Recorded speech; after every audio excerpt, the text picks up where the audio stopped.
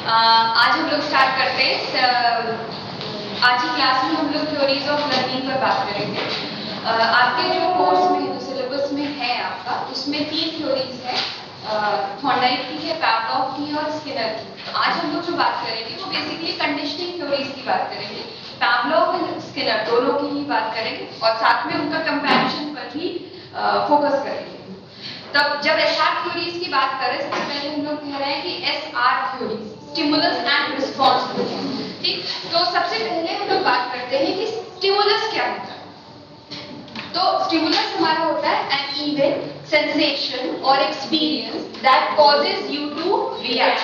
कोई एक घटना, कोई एक संवेदना, उत्तेजना जिसे आप कह सकते हैं, या कोई एक अनुभव जो आपको क्या कर रहा है, किसी भी चीज के लिए रिएक्ट करने के लिए आगे प्रेरित कर रहा है, वो हमारा कहलाता है स्टिमुलस। ठीक, और हमेशा स्टिमुलस जो होते हैं आपके, वो आपके जो सेंस ऑर्गन्स हैं उनसे परसीव होते हैं। सेंसेशनल इंप्रेशंस होते हैं स्टिमुलस आपके, मतलब जो सेंसेशन से जनित होते हैं, एक तरह से आप कह सकते हैं। तो बेसिकली ये 5 तरह के होते हैं। विजुअल स्टिमुलस होंगे जो हम देख रहे हैं, उसके अलावा ऑल्फैक्टरी स्टिमुलस जो हम स्मेल आउट कर रहे हैं, इसके अलावा गस्टेटरी स्टिमुलस जो हम टेस्ट कर रहे हैं, ऑडिटरी जो सुन रहे हैं, और काइनेस्थेटिक जो हम फील कर रहे हैं, और फील करने के बाद हम उसको रिएक्ट करते हैं। ठीक, तो स्टिमुलस बेसिकली वो सेंसेशन हुए, हमारे सेंसेस से जुड़े हुए वो सेंसेशंस हुए जो हमें किसी चीज के लिए रिएक्ट करने के लिए कर रहे हैं, कि हम उस सिचुएशन के अगेंस्ट, उस एक्सपीरियंस के अगेंस्ट, उस घटना के अगेंस्ट रिएक्ट। दूसरी चीज आती है रिस्पॉन्स। अभी रिस्पॉन्स क्या है? A reaction as that of an organism और a mechanism to a specific stimulus. एक किसी स्टिमुलस के अगेंस्ट जो हमारा रिस्पॉन्स आ रहा है, जो हमारा रिएक्शन आ रहा है, that is known as response. ठीक है, इसके बाद हम आते हैं कंडीशनिंग पर। यहाँ पर बेसिकली हम लोग बात कर रहे थे एसआर थ्योरीज जो बेसिकली कंडीशनिंग बेस्ड है, कि जहां पर एक स्टिमुलस के साथ एक रिस्पॉन्स हम कंडीशन कर रहे हैं, एसोसिएट कर रहे हैं। तो कंडीशनिंग अगर हम कहें तो क्या है? A process by which people और animals are trained to behave in a particular way when particular things happen. किसी भी इंसान को, किसी भी जानवर को जो हम ट्रेन कर रहे हैं किसी एक पर्टिकुलर सिचुएशन में, वो एक स्पेसिफिक वे में वो रिएक्ट करे। तो ये जो प्रोसेस हम ला रहे हैं, ये प्रोसेस कर रहे हैं, that process is known as conditioning. यहाँ पर बेसिकली आज की जो क्लास में हम लोग बात करेंगे, हम 2 तरह की थ्योरीज पर बात करेंगे। जो एक पहली है क्लासिकल कंडीशनिंग और दूसरी है हमारी ऑपरेंट कंडीशनिंग। ठीक, पहली है थ्योरी ऑफ क्लासिकल कंडीशनिंग, ये इवान पी पावलोव ने दी थी। रशियन जो है ये फिजियोलॉजिस्ट थे, साइकोलॉजिस्ट नहीं थे ये। मतलब बेसिकली ये थ्योरी हम लर्निंग में पढ़ रहे हैं, साइकोलॉजी में पढ़ रहे हैं, मगर ये एक डॉक्टर थे जो बेसिकली स्टडी कर रहे थे डाइजेस्टिव सिस्टम के लिए। और इनको 1904 का जो नोबेल प्राइज मिला है, वो भी अपने उस डाइजेस्टिव सिस्टम के रिसर्च से जुड़े हुए पर मिला हुआ। और उसी के दौरान इन्होंने कुछ चीजें एक्सपीरियंस की, और जिसकी वजह से उन्होंने आगे चलकर ये थ्योरी हमारे सामने आई। अब हम लोग बेसिकली आते हैं जो एक्सपेरिमेंट था। पावलोव ने जो एक्सपेरिमेंट किया था, वो सबसे पहले जो एक्सपेरिमेंट में जो एनिमल लिया था, हम सब जानते हैं कोई भी स्टडी जो होती है वो ह्यूमन बीइंग पर इम्प्लीमेंट करने से पहले वो जो है एनिमल्स पर स्टडी की जाती है।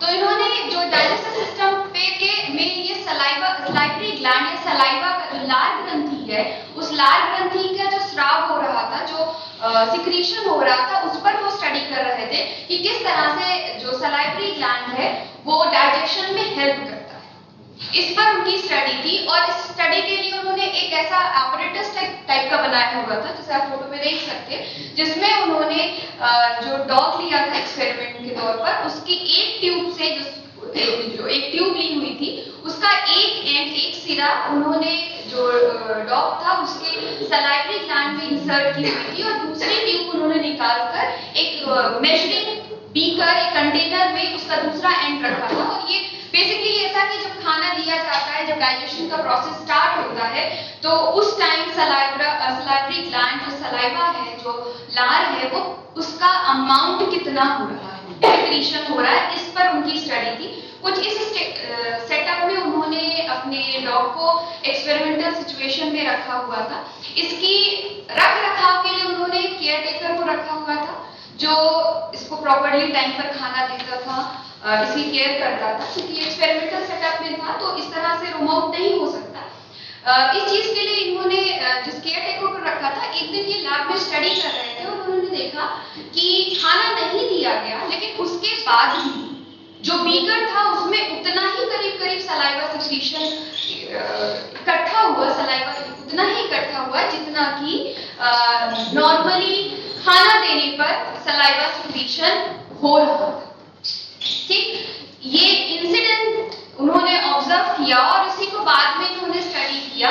इन्होंने कहा और ये चीज बाद में उन्होंने ऑब्जर्व की कि वो खाने से नहीं बल्कि जो सलाइवा सिक्रीशन हुआ था वो उस केयर टेकर जो काम उसके लिए रखा गया था उसके फुट स्टेप्स जो थे, जो उसके कदमों की आहट थी, उस कदमों की आहट से उतना सलाइवा सिक्रीशन हुआ। ये फिनोमेना इन्होंने इंसिडेंटली इसको ऑब्जर्व किया, अचानक से देखा और इसी चीज को बाद में इन्होंने एक्सपेरिमेंटली प्रूव किया। इसी को एक्सपेरिमेंटली सिचुएशन में, एक्सपेरिमेंटल सिचुएशन में दिया और उसके बाद इसको प्रूव किया और उसी को बेस करके इन्होंने क्लासिकल कंडीशनिंग की थ्योरी दी। इन्होंने किया क्या कि सबसे पहले इन्होंने स्टेप्स की को ऑब्जर्व किया था, लेकिन इन्होंने इसके बाद एक्सपेरिमेंटल सेटअप में घंटी की आवाज दी और उस घंटी की आवाज के साथ साथ पहले घंटी की आवाज दी, एक स्पेसिफिक फॉर्म ऑफ बेल की आवाज दी और उसके साथ उन्होंने खाना दिया। जब बेल की आवाज और खाना दिया तो इस एक्सपेरिमेंट को बहुत बार इन्होंने रिपीट किया और उसके बाद इन्होंने एक टाइम पर ऐसा किया कि बेल की आवाज सिर्फ दी और खाना नहीं दिया। ठीक, लेकिन उतना ही सलाइवा सिक्रीशन हुआ जितना कि खाने के साथ में हो रहा था। अब इन्होंने जो अपनी थ्योरी दी उस पर इन्होंने बेसिकली सबसे पहले दो स्टिमुलस की बात की, जिसको नॉर्मली अगर हम बात करें इनके कंडीशन और अनकंडीशन स्टिमुलस की जगह पर जो सबसे पहला जो टर्म था, पहला था वो था न्यूट्रल स्टिमुलस, तटस्थ उद्दीपक। न्यूट्रल स्टिमुलस इन्होंने कहा कि कैसा स्टिमुलस है जो बिना कंडीशनिंग के, जो जहां कंडीशनिंग नहीं हो रही है और बिना कंडीशनिंग के जिस पर हमें कोई भी स्पेसिफिक रिस्पांस, नेचुरल रिस्पांस नहीं मिले। ठीक है, ये इन्होंने कहा कि ये हमारा न्यूट्रल स्टिमुलस। और एक दूसरा इन्होंने कहा नेचुरल स्टिमुलस। नेचुरल स्टिमुलस वो स्टिमुलस हमारा जिसकी वजह से नेचुरली हमारे जो है बॉडी जो है रिएक्ट कर रही है। और इससे पहले एक चीज और बात करना चाहेंगे, इन्होंने रिफ्लेक्सेस पर बात की। इन्होंने कहा दो तरह के रिफ्लेक्सेस होते हैं हमारे अंदर, हमारी ह्यूमन बॉडी दो तरह के रिफ्लेक्सेस पे बात करती है। पहला होता है फिजियोलॉजिकल रिफ्लेक्सेस और दूसरा होता है साइकिक रिफ्लेक्सेस। फिजियोलॉजिकल रिफ्लेक्सेस उन्होंने कहा कि जब हमारी बॉडी के कांटेक्ट में कोई चीज आ रही है और हमारी बॉडी रिएक्ट कर रही है, ऐसे रिफ्लेक्सेस हमारे फिजियोलॉजिकल या शारीरिक प्रत्यावर्तन कहलाते हैं। जैसे हमारे आंखों के पास कुछ आ रहा है, कोई कीड़ा आ रहा है और हम आंख बंद कर लेते हैं, हमारा हाथ किसी गर्म चीज की तरफ जाता है और हम हाथ खींच लेते हैं। तो इन्होंने कहा ये रिफ्लेक्सेस क्या है, हमारे फिजियोलॉजिकल रिफ्लेक्सेस है, मतलब ऐसे रिफ्लेक्सेस है जिसमें जो हमारी बॉडी जो है वो अपने उस जो स्टिमुलस उसके अगेंस्ट आ रहा है उसमें वो खुद रिएक्ट कर रही है, लेकिन जब उसकी बॉडी के कांटेक्ट में वो चीज आ रही है तो ये रिफ्लेक्सेस उन्होंने कहा फिजियोलॉजिकल रिफ्लेक्सेस होते हैं। दूसरे रिफ्लेक्सेस की बात की, इन्होंने कहा कि दूसरा जो रिफ्लेक्स होता है वो साइकिक रिफ्लेक्सेस होते हैं। साइकिक रिफ्लेक्सेस मतलब कि हमने किसी चीज का एक्सपीरियंस किया है और इस एक्सपीरियंस का दिमाग में आना ही, उसके बाद ही कोई कर दे तो हमारी बॉडी उसी तरह से रिएक्ट करने लगती है जिस तरह से उस एक्सपीरियंस को हमने जब लिया था तब। तो इसे मानसिक प्रत्यावर्तन का, जैसे फॉर एग्जांपल आपको जो भी खाना अच्छा लगता है उसकी खुशबू भी आ जाए या उसका कोई नाम भी ले ले तो कहीं ना कहीं मुंह में पानी आता है, आता होगा, है ना? सोच के भी लगा कि हाँ थोड़ा सेटिस्फैक्शन लगा। तो उन्होंने कहा ये जो रिफ्लेक्सेस हैं कि जिसमें हमारी बॉडी रिएक्ट कर रही है, मगर जो स्टिमुलस है वो हमारी बॉडी के कांटेक्ट में नहीं आ रहा, मगर आ कहां रहा है, हमारे माइंड में आ रहा है। तो इन्होंने कहा कि ये जो उसकी एक इमेज बनी है, इसलिए बनी हुई है क्योंकि हमने उस चीज को क्या किया, एक्सपीरियंस किया हुआ है। तो उन्होंने कहा कि ये जो रिफ्लेक्सेस होते हैं हमारे, ये साइकिक रिफ्लेक्सेस या मानसिक प्रत्यावर्तन। तो जो पैवलोव की थ्योरी है, जो क्लासिकल कंडीशनिंग थ्योरी है, ये पूरी तरह से बेस्ड करती है साइकिक रिफ्लेक्सेस। ठीक, इस पे बात करेंगे। इस पे इन्होंने, जब मैंने कहा कि इन्होंने क्या किया कि जो बेल की आवाज दी, बेल की आवाज एक न्यूट्रल स्टिमुलस था, मतलब एक neutral stimulus, this stimulus does not gradually cause the subject to respond in a certain way. Bell की आवाज हो रही है, जरूरी नहीं कि कोई भी जानवर उस पर कोई रिएक्शन करेगी। क्यों? क्योंकि उससे जुड़ा हुआ उसके पास कोई एक्सपीरियंस नहीं है। बिना, जब तक कंडीशनिंग में वो गया नहीं, उस प्रोसेस में हम उसको ले नहीं गए। तो इन्होंने इस चीज को कहा कि जिस पर ऐसा स्टिमुलस, जिस पर कोई ऐसा रिएक्शन नहीं आएगा, उसको उन्होंने कहा that is a neutral stimulus. और दूसरा स्टिमुलस जो यहाँ पर लिया गया, जिससे हम नेचुरल स्टिमुलस या अनकंडीशनड स्टिमुलस कहते हैं, a stimulus that naturally know learning involved causes a particular response. मतलब लर्निंग की वजह से नहीं हो रहा है, मतलब ये हमने, हमारे पास इससे जुड़ा हुआ एक्सपीरियंस है, पहले से नेचुरली है, और जिसकी वजह से हमारी बॉडी रिस्पॉन्ड कर रही है। तो इन्होंने कहा कि ये क्या है, ये अनकंडीशनड स्टिमुलस।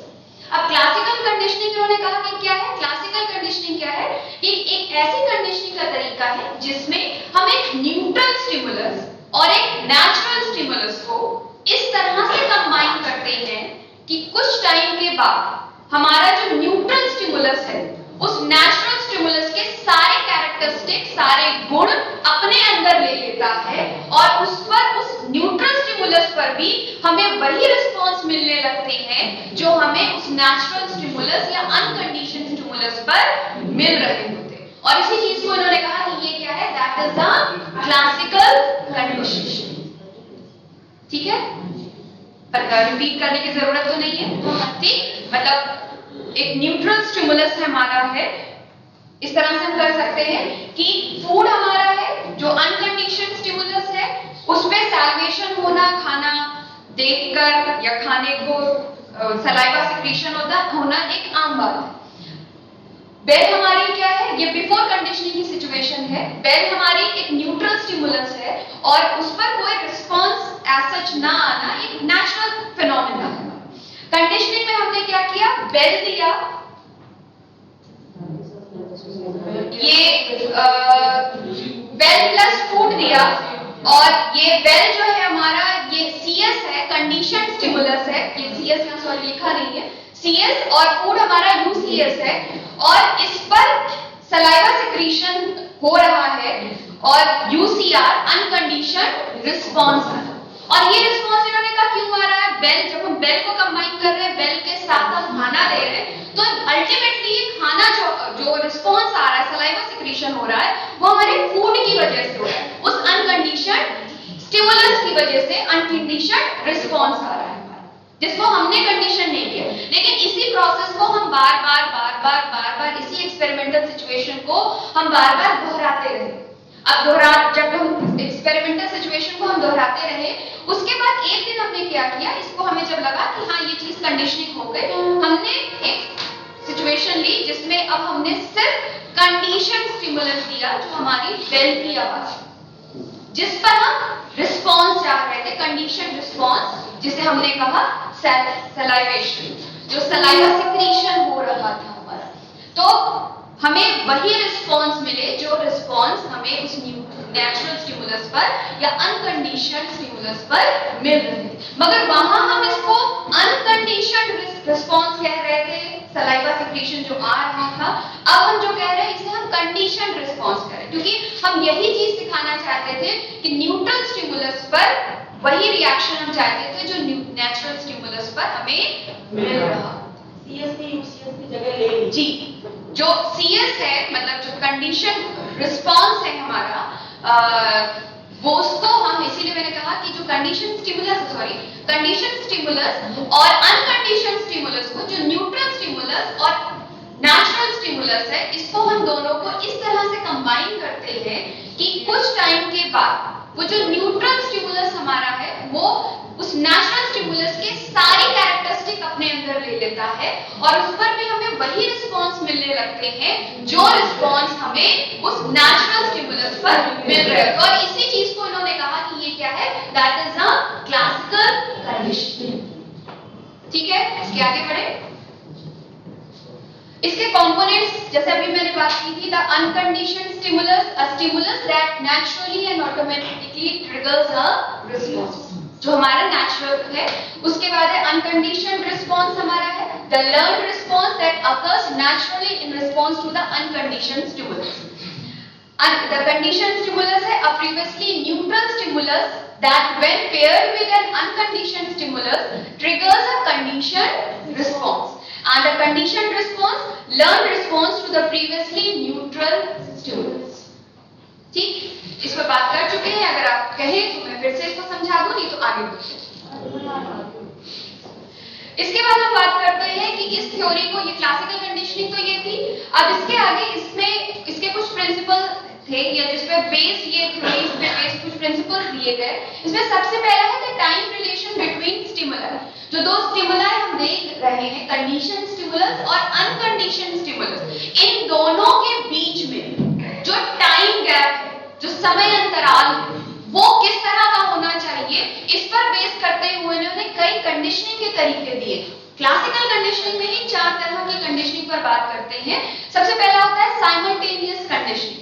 साइमल्टेनियस कंडीशनिंग वो कंडीशनिंग है जब CS और UCS ये दोनों साथ में दिए जाते हैं और साथ में हटाए जाते हैं, इस तरह से। जैसे ऊपर देखिए, साइमल्टेनियस कंडीशनिंग वो कंडीशनिंग है जिसमें कंडीशन स्टिमुलस और अनकंडीशन स्टिमुलस ये दोनों साथ में दिए जा रहे हैं और साथ में हटाए जा रहे हैं।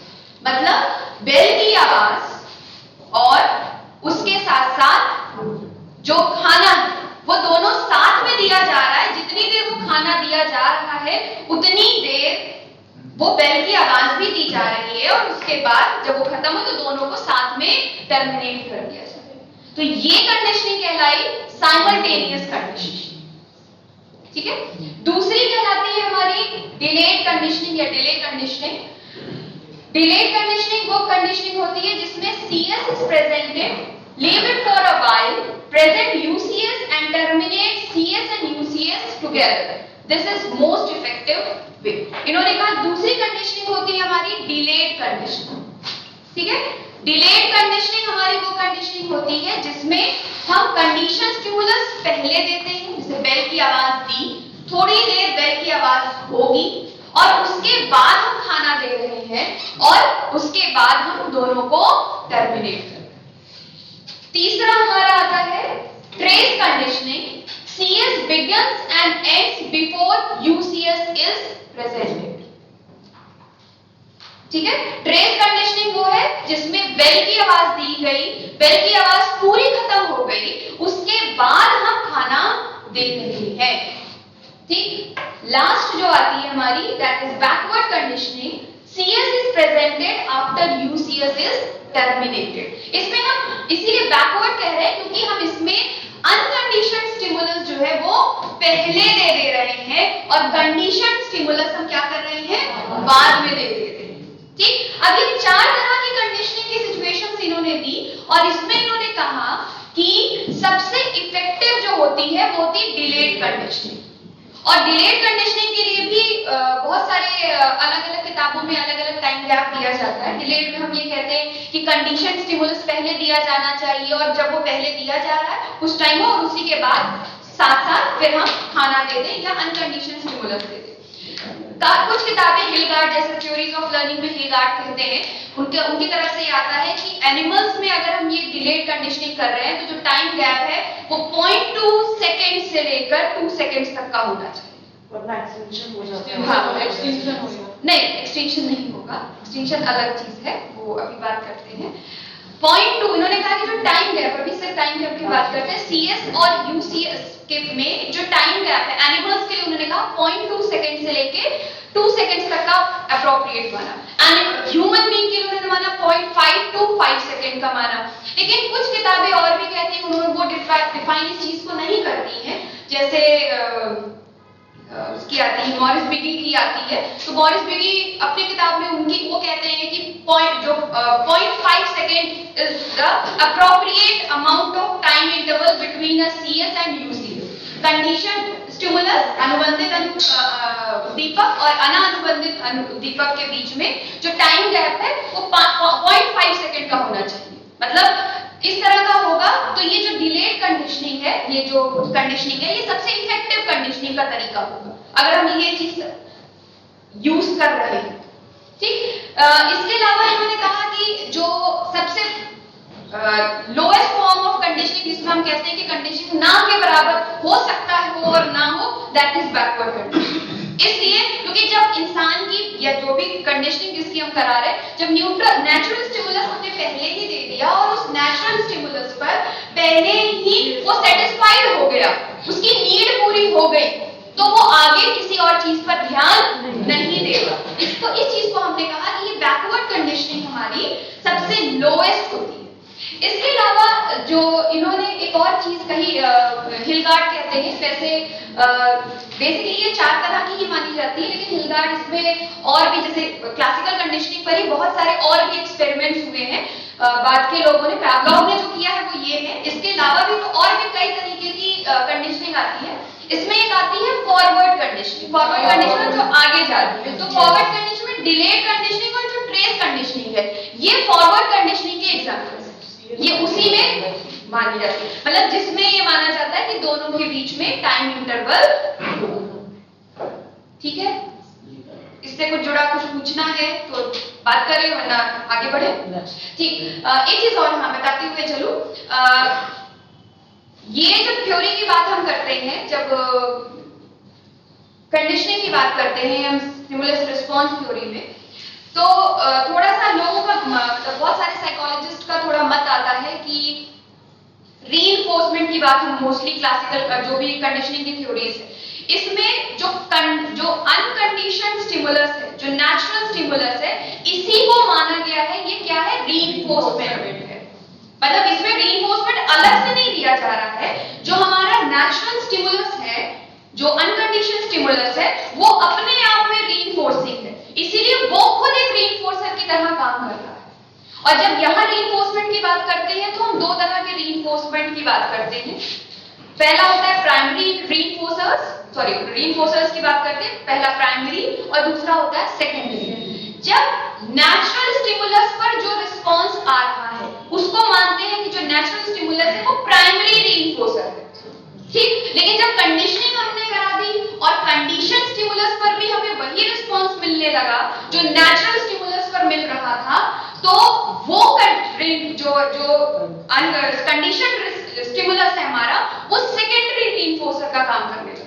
मतलब वो वहां पर उन्होंने डिफाइन किया कि जब कंडीशनिंग हो गई तो जो कंडीशन स्टिमुलस हमारा है, वो कंडीशन स्टिमुलस क्या है, एक तरह का हमारा सेकेंडरी रीइंफोर्सर। क्यों? क्योंकि अब भले ही हम कुछ हटा दे रहे हैं, लेकिन फिर भी हमें रिस्पांस मिल रहा है। ठीक है, इसके बाद हम आते हैं एक्सटिंक्शन पर। अगला जो प्रिंसिपल दिया है उन्होंने एक्सटिंक्शन की बात की।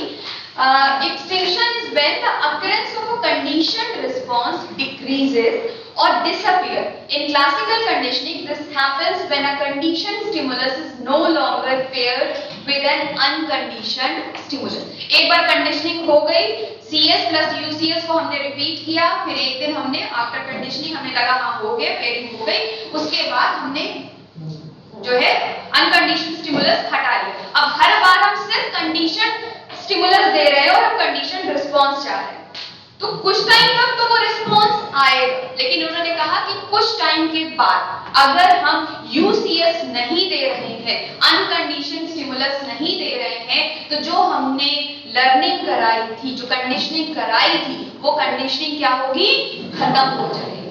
And that stage is known as extinction. या तो डिसअपियर हो जाएगी या वो चीज कम हो जाएगी। ठीक, इस पे इन्होंने कहा जो है, जब बात करते हैं हिलगार्ड इसमें एक्सटिंक्शन पे भी बात करते हैं, इन्होंने कहा कि एक्सटिंक्शन जो है वो जरूरी ये नहीं है, मतलब उन्होंने स्टडी में ये चीज कहा कि ये जरूरी नहीं है, हम ये नहीं कह सकते कि सिर्फ अनकंडीशन स्टिमुलस नहीं है इसलिए एक्सटिंक्शन हो रहा है। उनका ये मानना था कि एक्सटिंक्शन इसलिए भी हो रहा है क्योंकि अगला बंदा जो है उसे वो चीज, क्योंकि अनकंडीशन स्टिमुलस जो था वो रीइंफोर्सर की तरह काम कर रहा था, अब उसे रीइंफोर्समेंट नहीं मिल रहा है तो वो खुद काम करना या वो उस चीज को, वो उसके अंदर कोई चीज ऐसी है जो उसको रिएक्ट करने से रोक रही है, और इसी चीज को इन्होंने कहा इनहिबिशन, इनहिबिटर्स की बात की। तो ये जो अंदर से आ रहा है दैट इज इंटरनल इनहिबिटर्स, जो आंतरिक है, मतलब वो एक्सटिंक्शन, ये हम तो ये कह रहे हैं ना कि यूसीएस नहीं दिया जा रहा है सीएस के साथ इसलिए एक्सटिंक्शन हो जा रहा है।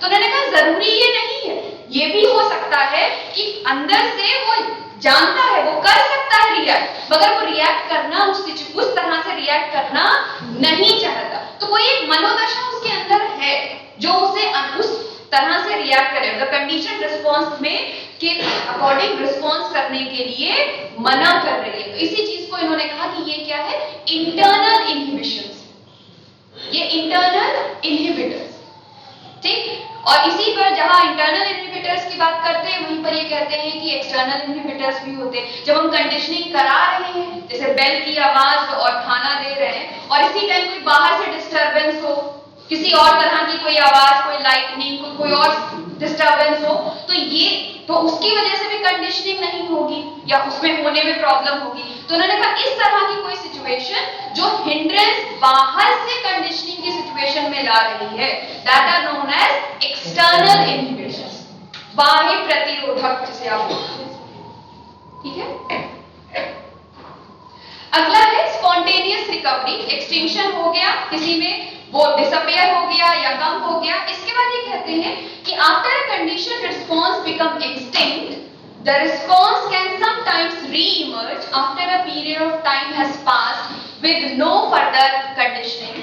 It is the reappearance of the conditioned response after a rest period or a period of lessened response.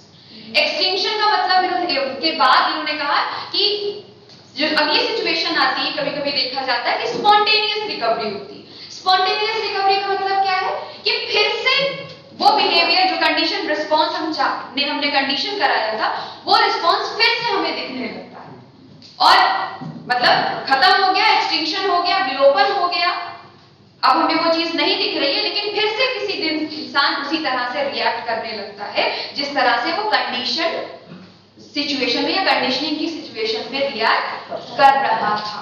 लेकिन इन्होंने कहा जो रिस्पांस आएगा, जो स्पॉन्टेनियस रिकवरी में जो रिस्पांस आएगा, उसकी स्ट्रेंथ उतनी तीव्रता नहीं होगी जितनी कंडीशन में, मतलब सलाइवा सिक्रीशन होगा लेकिन सलाइवा सिक्रीशन का अमाउंट जो होगा वो कम होगा, ठीक है। अगला इसमें आता है स्टिमुलस जनरलाइजेशन। इन्होंने कहा कि जब किसी भी इंडिविजुअल को हम कंडीशनिंग की सिचुएशन में रख रहे हैं, एक्सपेरिमेंटल सिचुएशन में कंडीशन स्टिमुलस और अनकंडीशन स्टिमुलस को हम एक साथ पेयर आउट कर रहे हैं, तो एक स्टेज आती है, एक लेवल आता है जो जिसको कहते हैं हम स्टिमुलस जनरलाइजेशन।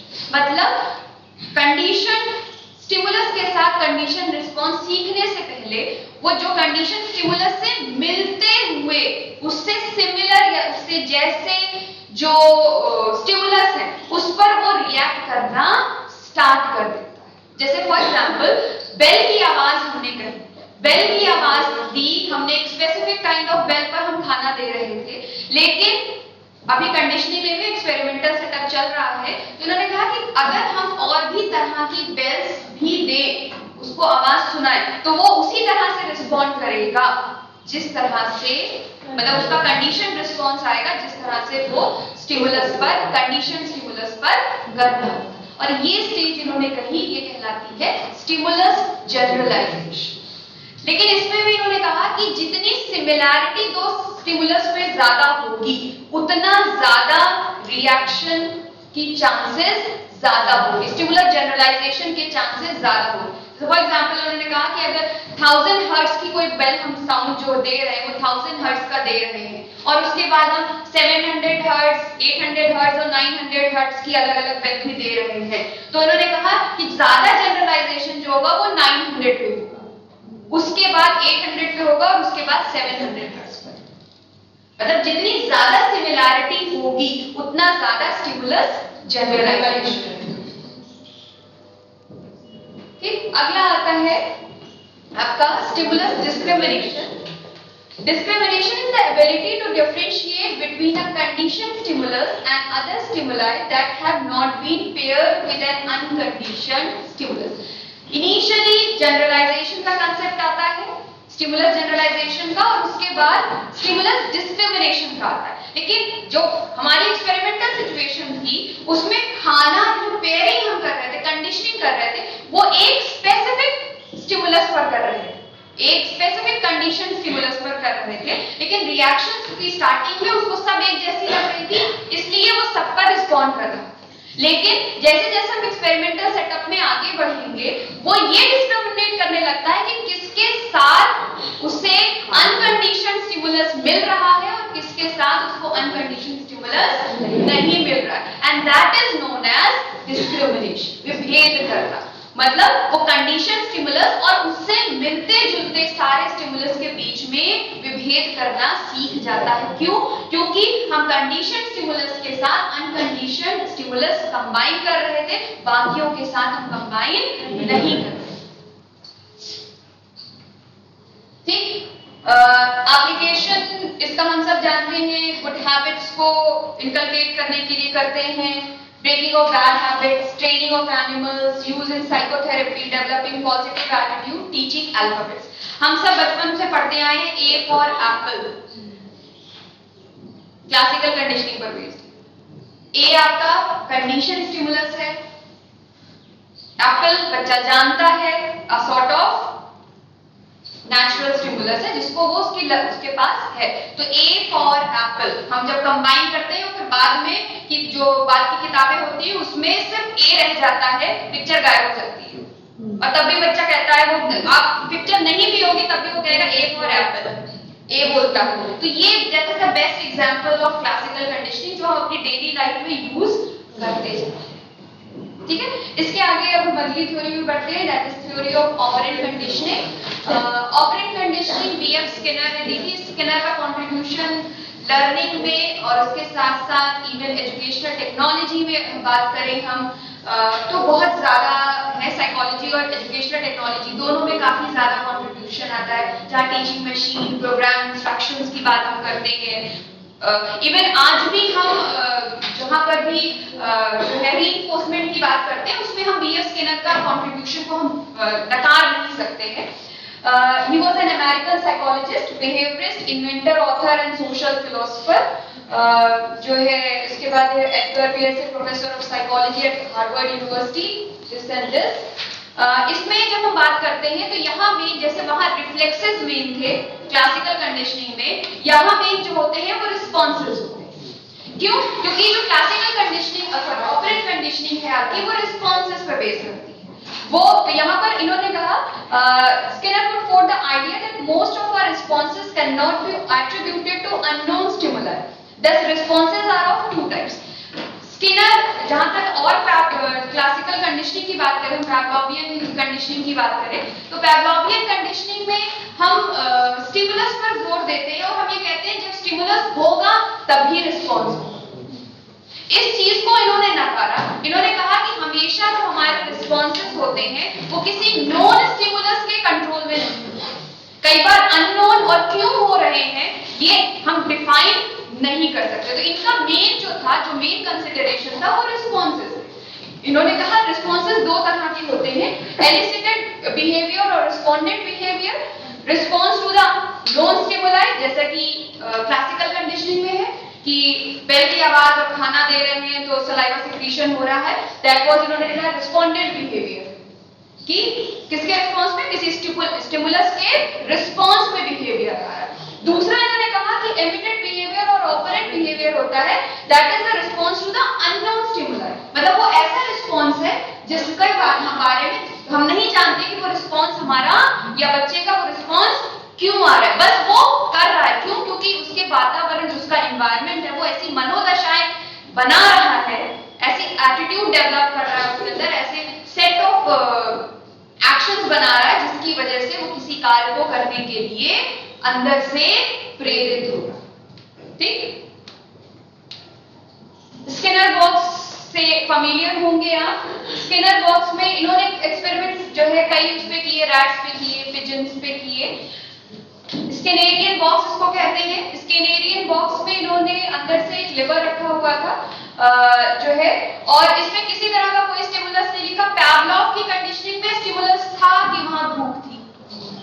ठीक, अंदर से कोई एक ऐसी व्यवस्थित चीजें थी, लेकिन यहाँ इन्होंने कुछ इस तरह का कोई सिचुएशन नहीं रखी, कोई नॉइज नहीं, कुछ भी नहीं, ना लाइट ना कुछ भी नहीं रखा।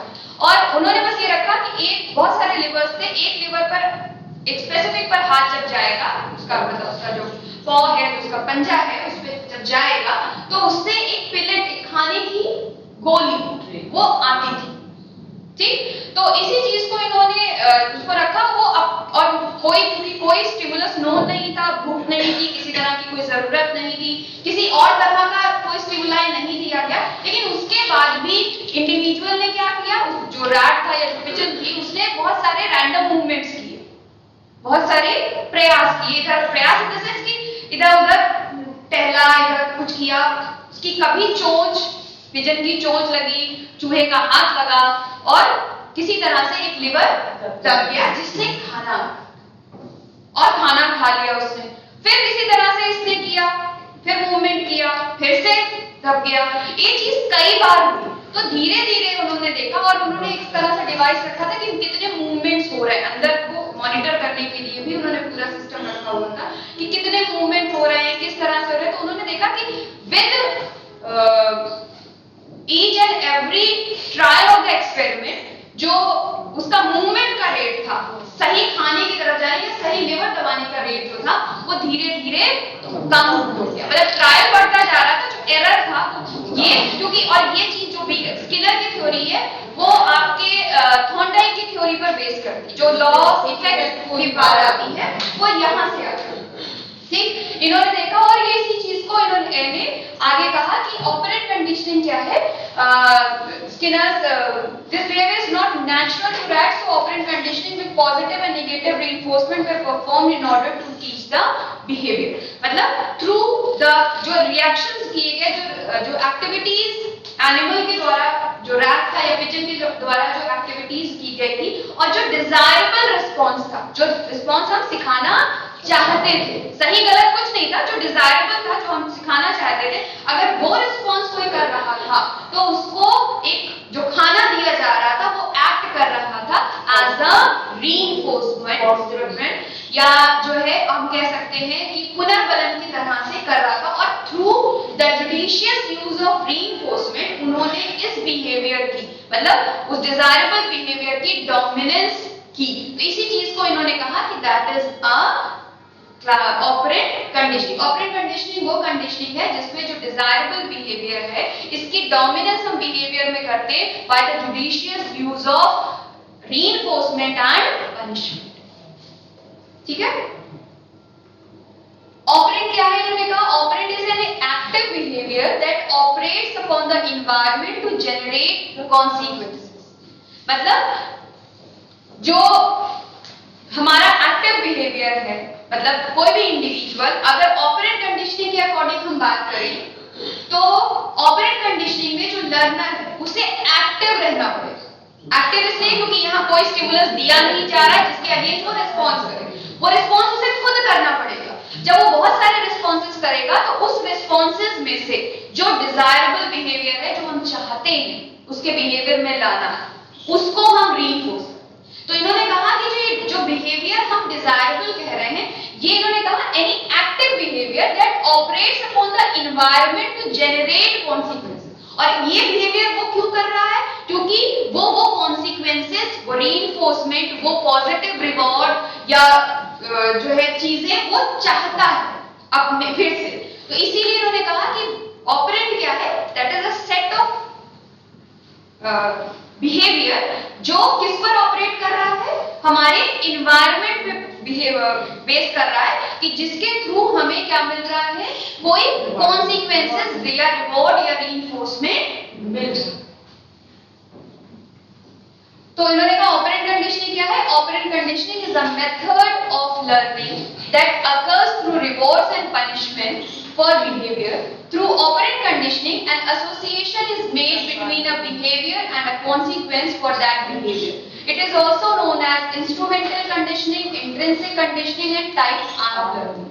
Pavlov की जो कंडीशनिंग है उसे हम टाइप एस कहते हैं, क्योंकि वहां मेन इंपॉर्टेंट जो है जो मॉडिफिकेशन है वो स्टिमुलस में चेंजेस होते हैं और यहाँ जो चेंजेस होते हैं वो रिस्पॉन्सेस में होते हैं. ठीक है, जैसे आप पिक्चर में देख सकते हो, I will press liver for food.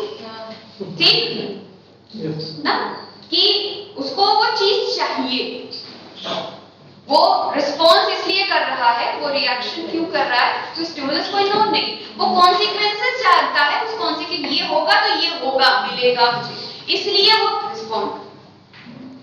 इसमें बेसिकली हम दो चीजों पे बात करते हैं, जहां पर हम फिर कह रहे हैं कि जब रिस्पॉन्सेस को हमें करना है, डोमिनेंस लानी है, तो हम रीइंफोर्समेंट और पनिशमेंट की बात करते हैं. पहला चीज जो आती है reinforcement. Reinforcement is a kind of stimulus that aims to increase the strength in behavior due to its consequences. ठीक? Reinforcement क्या है? वो हमारा स्टिमुलस है जिसकी प्रेजेंस, ठीक है, जो हमारी जो डिजायरेबल बिहेवियर है, उस डिजायरेबल बिहेवियर की डोमिनेंस हमारे बिहेवियर में लाता है. रीइंफोर्समेंट हुआ है. रीइंफोर्समेंट दो तरह के होंगे, पॉजिटिव एंड नेगेटिव. पॉजिटिव वो जब हम कहते हैं कि जब किसी सिचुएशन के साथ हम किसी स्टिमुलस को जोड़ दे रहे हैं, ठीक, they are the favourable events that are presented after the behaviour. Positive does not means good, it means something is added. That is reward learning. जैसे किसी बच्चे ने कोई सही बिहेवियर किया और उस पर हम क्या कर रहे हैं, उसे कोई प्रेज कर रहे हैं, कोई रिवॉर्ड दे रहे हैं. जैसे फॉर एग्जांपल आपके घर में छोटे बच्चे होंगे, छोटे बच्चों को जो बहुत छोटे हैं, मतलब 7 महीने, 8 महीने, 9 महीने, 10 महीने, इस तरह के, जहां पर वो थोड़ा सा लोगों को इमिटेट करना स्टार्ट करते हैं. आपके घर में हर एक घर में जब बाहर से कोई आता है तो उसे ग्रीट करने का अलग तरीका होता है. ठीक, लेकिन और किसी बच्चे को आपने नहीं सिखाया है कि कैसे ग्रीट करना है, कोई बाहर से आ रहा है और उसके बाद वो कोई आता है और जिस तरह से आप ग्रीट करते हो वो ग्रीट करता है. आप क्या करते हो, उसको प्रेज करते हो, उसको प्यार करते हो. और प्रेज उसमें नहीं समझ में आता, बच्चे को प्यार समझ में आता. तो वो आप उस सिचुएशन में कि ये करने की वजह से ये क्या हो रहा है कि आप उस बच्चे को उसका कॉन्सिक्वेंसेस एक फेवरेबल फॉर्म में मिल रहा है. तो उन्होंने कहा कि ये जो रीइंफोर्समेंट है, ये कैसा रीइंफोर्समेंट है, ये हमारा पॉजिटिव, मतलब किसी सिचुएशन में कोई चीज हम क्या कर दे रहे हैं, ऐड कर देते हैं. भाई जो उसने बिहेवियर किया, उस बिहेवियर के एवज में हम उसको कोई चीज दे रहे हैं, तो that is known as positive reinforcement. ठीक, इसके अलावा जो दूसरा टाइप ऑफ रीइंफोर्समेंट आता है, that is negative reinforcement. Negative reinforcement क्या है?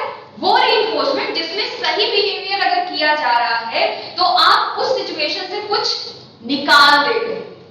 नेगेटिव का मतलब गलत नहीं होता, कुछ निकाल दिया जाता है. जैसे फॉर एग्जांपल आपने क्लास में कोई टास्क दिया बच्चे को, फॉर एग्जांपल मैथ्स पढ़ा रहे हैं, आपने 20 क्वेश्चंस क्लास में दिए करने के लिए और कहा कि इस 20 क्वेश्चंस को जो भी बच्चे बिना किसी गलती के कर ले जाएंगे, उन्हें होमवर्क नहीं करना. That is a negative reinforcement.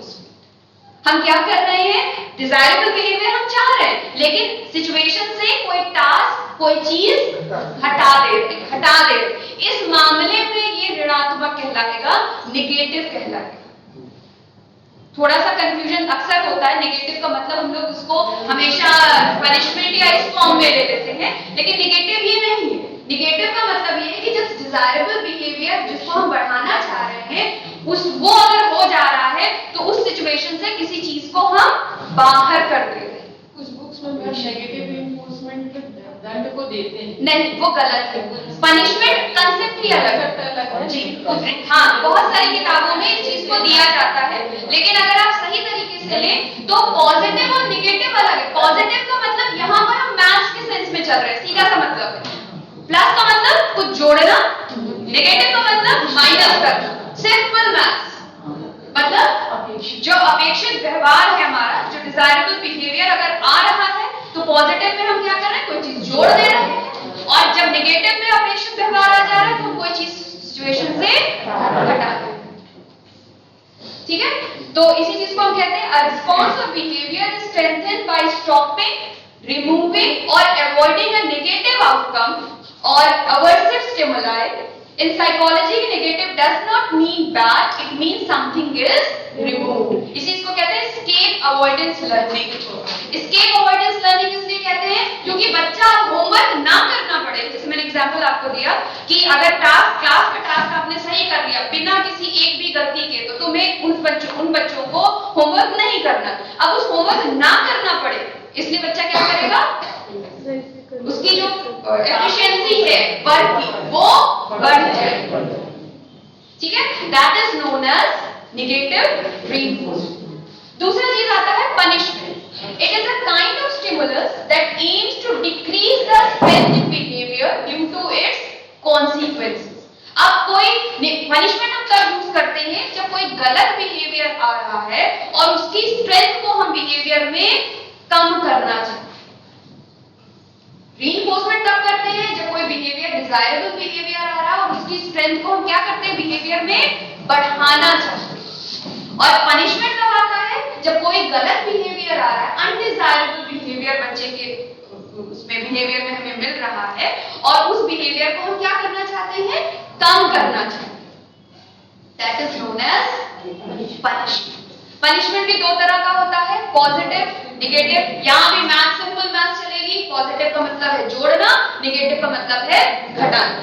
ठीक, पॉजिटिव पनिशमेंट है, it involves presentation of an unfavourable outcome और event following an undesirable behaviour. Punishment by application. बच्चे ने गलत किया, आपने एक थप्पड़ लगा दिया, क्या किया, कुछ जोड़ा, that is known as positive punishment.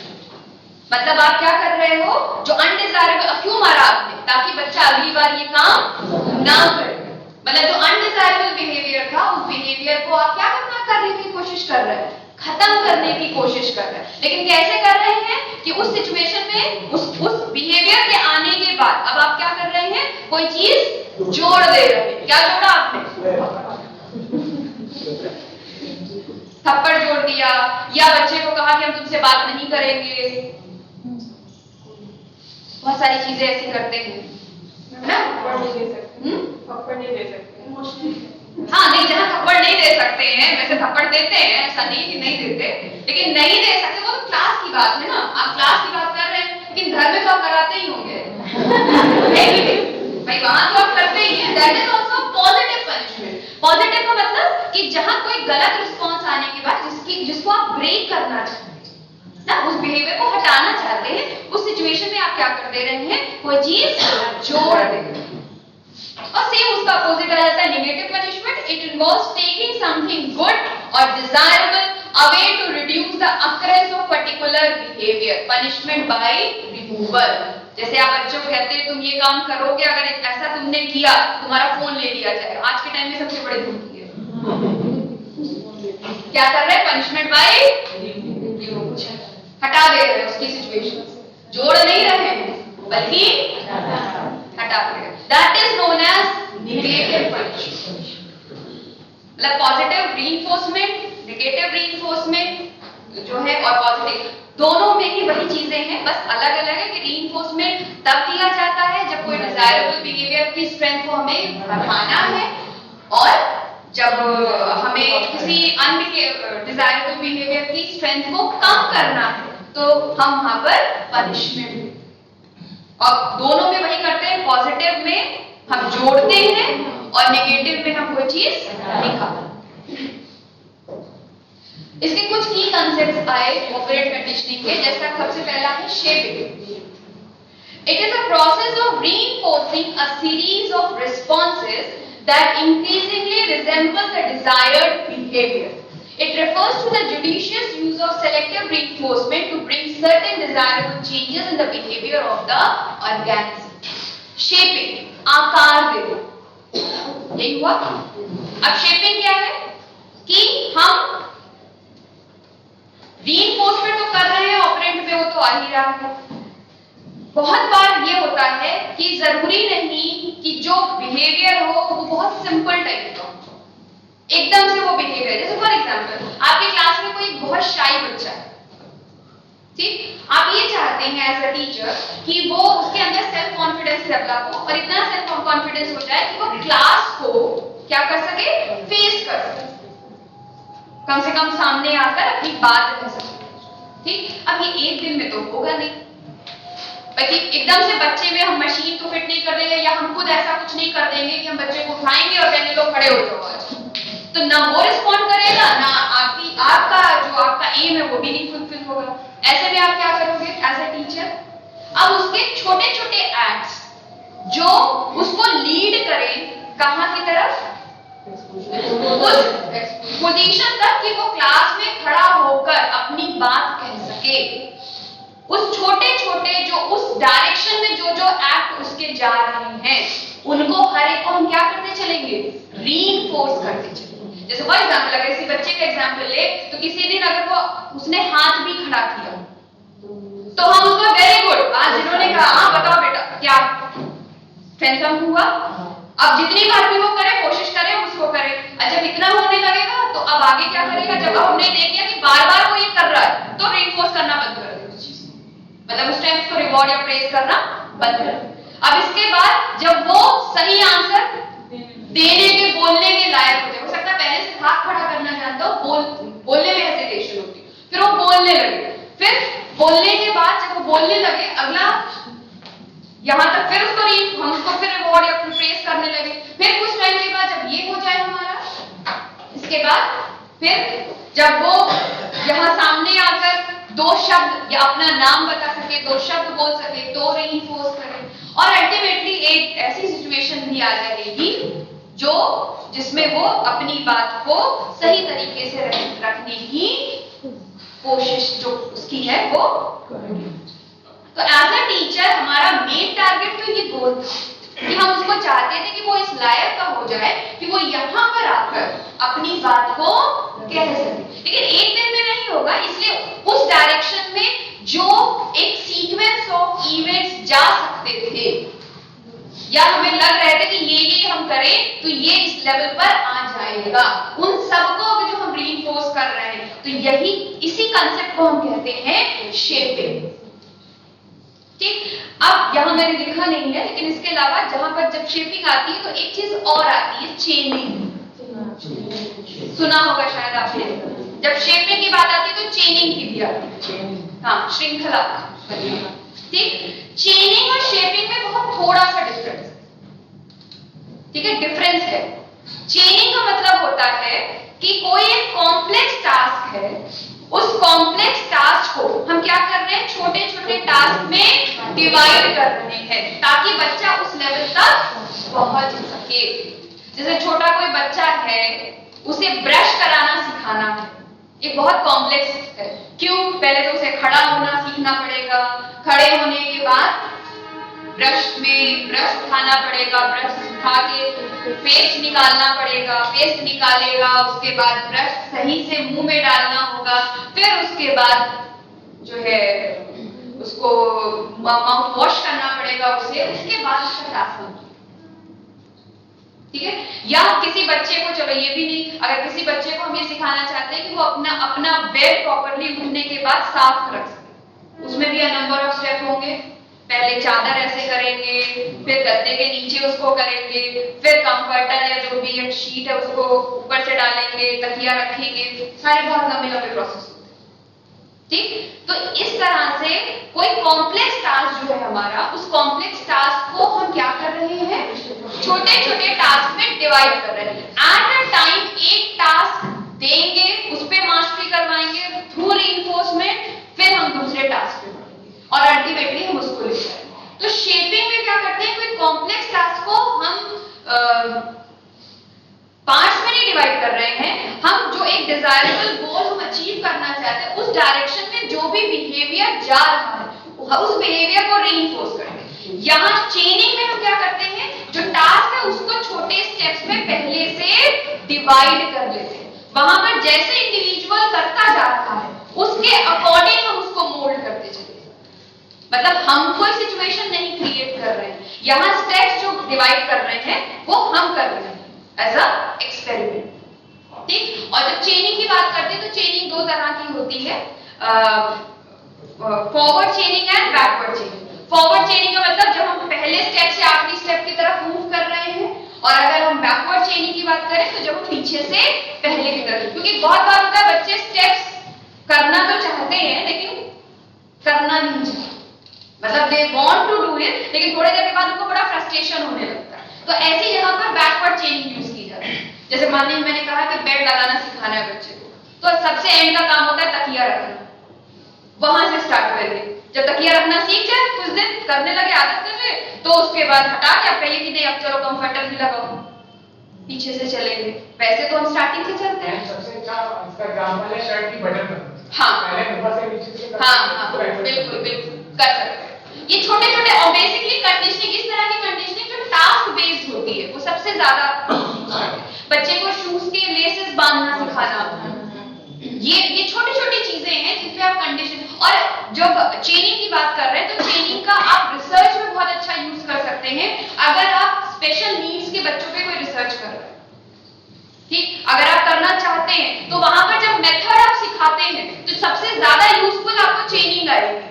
मतलब आप चाहे जो स्ट्रैटेजी ले, चाहे जो मेथड ले, वहां वो अलग है आपका, लेकिन चेनिंग के थ्रू, क्योंकि छोटे टास्क, क्योंकि उन बच्चों का जो स्पेशल नीड्स के बच्चे हैं उनका जो कंसंट्रेशन अपनी एज के बच्चों के कंपैरिजन कम होता है, थोड़ी सी क्योंकि फिजिकल डिफॉर्मिटीज है या जिस तरह की भी डिफॉर्मिटीज है उस तरह से उनका वो कैलिबर नहीं हो पाता उस लेवल पर जो नॉर्मल बच्चों का है। तो ऐसे में अगर हम चेनिंग के थ्रू बढ़ेंगे तो हमें ज्यादा इफेक्टिव रिजल्ट्स मिलेंगे। ठीक है। अगला आ जाता है एक्सटिंक्शन। एक्सटिंक्शन फिर वही चीज है जहां पर जिस प्रोसेस को हमने, जिस बिहेवियर को, जिस ऑपरेंट बिहेवियर को थ्रू रीइंफोर्समेंट हमने उस बिहेवियर की डोमिनेंस इंक्रीज की थी या स्ट्रेंथनिंग इंक्रीज की थी, उसको में हम रीइंफोर्समेंट देना बंद कर देंगे।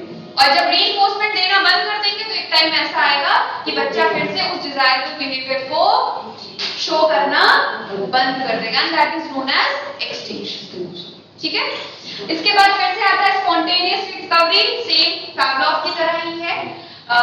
स्पॉन्टेनियस रिकवरी बात करती है कि फिर से जब हमने रीइंफोर्समेंट देना बंद कर दिया लेकिन फिर से एक दिन अपने से वो बिहेवियर शो आउट होने लगता है। एंड लास्ट जो सबसे मेन आता है इनके कंसेप्ट में वो आता है शेड्यूल्स ऑफ रीइंफोर्समेंट, कि it is a rule stating when and how often a behavior will be reinforced. This is applicable when we purposely try to train and reinforce an action. हम किस तरह से reinforcement दे, reinforcement हमें पता चल गया, positive negative और जो कुछ भी, मगर हम देंगे कैसे।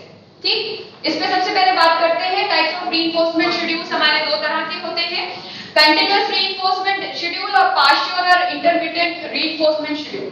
कंटिन्यूअस reinforcement schedule मतलब हर राइट रिस्पॉन्स, हर डिजायरेबल बिहेवियर को हम क्या करते जा रहे हैं, रीइंफोर्स करते जा रहे हैं। ठीक। इंटरमिटेंट जिसमें कि it is an arrangement when sometimes we provide reinforcement and sometimes we withhold. हम कभी-कभी देते हैं और कभी-कभी नहीं देते, जो डिजायरेबल बिहेवियर है।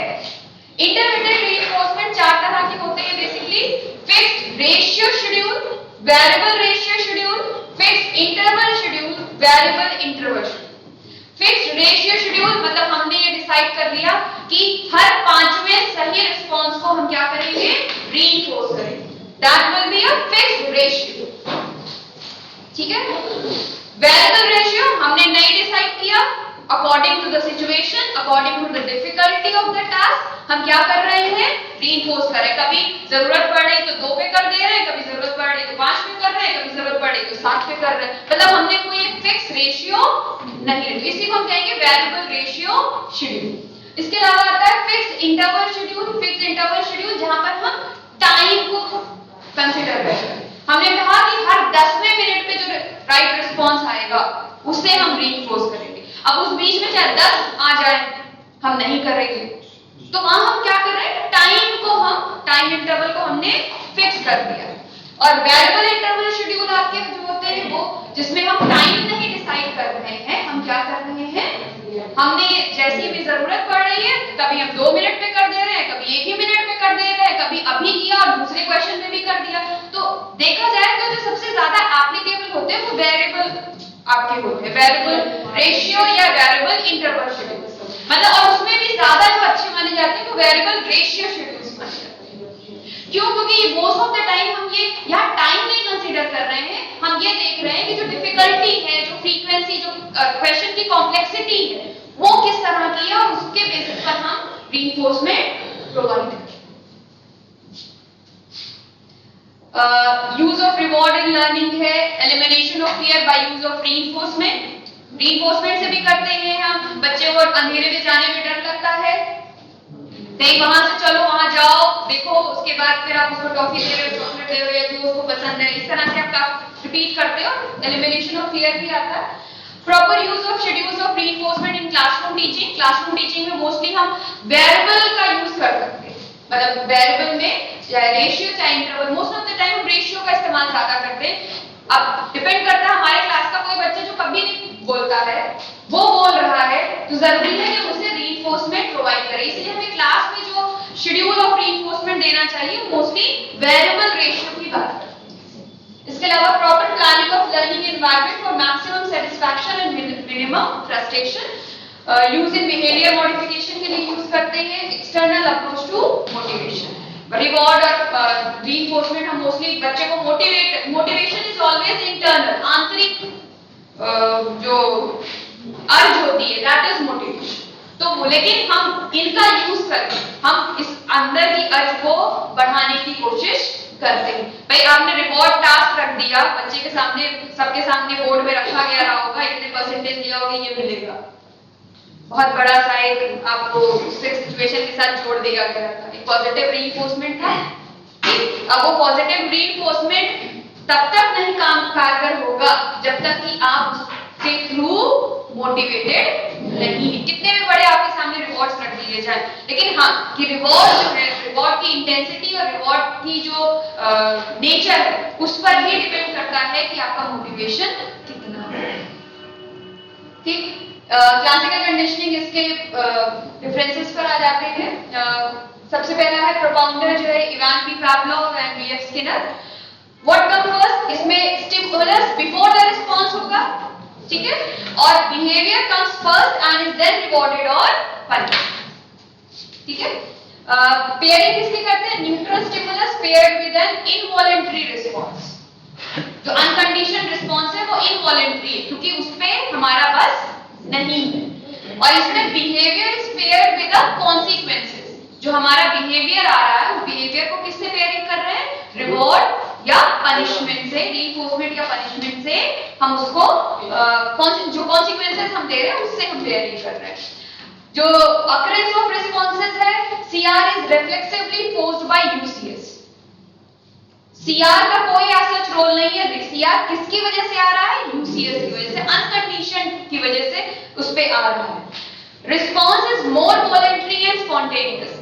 जो इसमें होगा वो वॉलंटरी होगा, वॉलंटरी इसलिए क्योंकि वो हमारी पूरी तरह से कंट्रोल में, हम करना चाहेंगे तो होगा अदरवाइज नहीं। और क्यों कर रहे हैं वो स्पॉन्टेनियस मानते हैं। इसके अलावा association between stimulus and response या लॉ ऑफ कॉन्टिग्युइटी पे बेस करता है। लॉ ऑफ कॉन्टिग्युइटी जो कहता है जब दो चीजों को साथ साथ दिया जाता है तो एक पे दूसरे का इंपैक्ट आ जाता है। जैसे राम और श्याम है, जैसे ये दोनों हैं साथ में, ये हमेशा आते साथ जाते हो, और एक दिन एक ना तो पूछोगे ना अगला कहां गया, क्यों करेंगे, क्योंकि एसोसिएशन आपका किस पे बेस पर है, कॉन्टिग्युइटी पे, समीपता पे, दोनों की मतलब सॉरी समीपता इससे है आपके साथ पर डिपेंड करता है।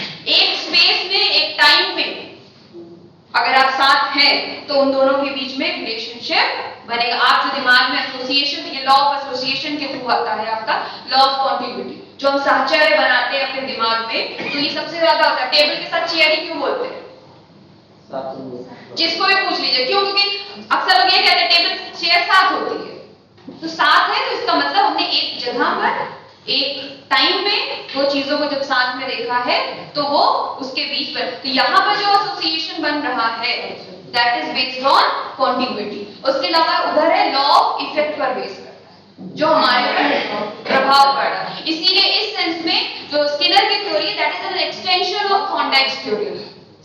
जो लॉ ऑफ इफेक्ट जो बेस करता है आपका वो वहां से आता है।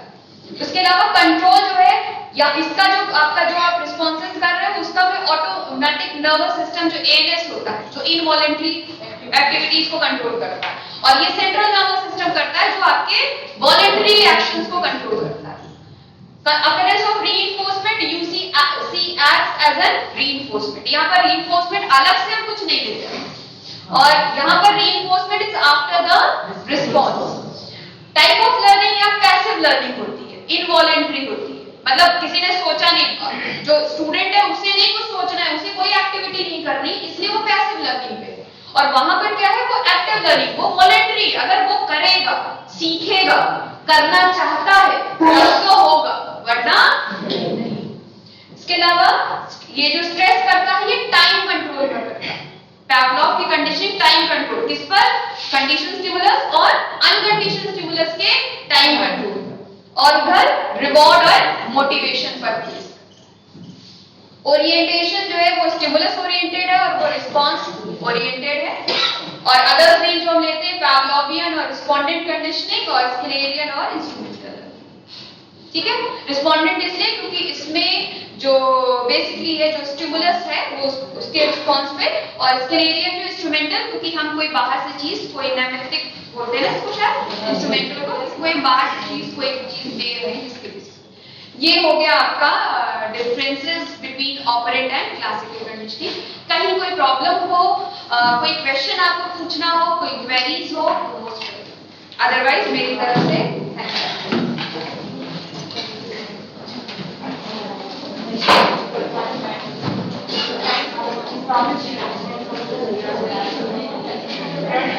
हाँ हाँ, कोई क्वेश्चन नहीं है क्या? नहीं, उसमें ये नाम अरे क्या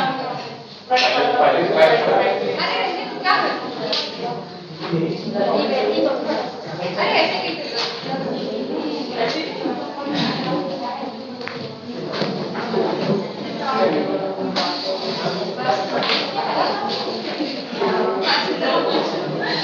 कोई क्वेरी नहीं है पक्का? ये रिकॉर्डिंग हो रही है?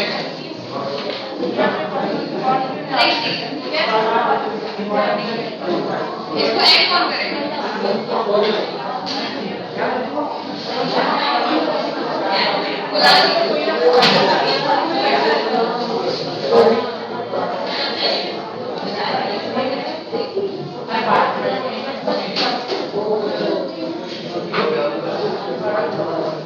Thank you. मेरी तरफ से मतलब ये पहली बार है जब आपको एक क्वेश्चन ये पूछ रहा है। नहीं ऐसा नहीं। तो मेरी तरफ से तो एंड है।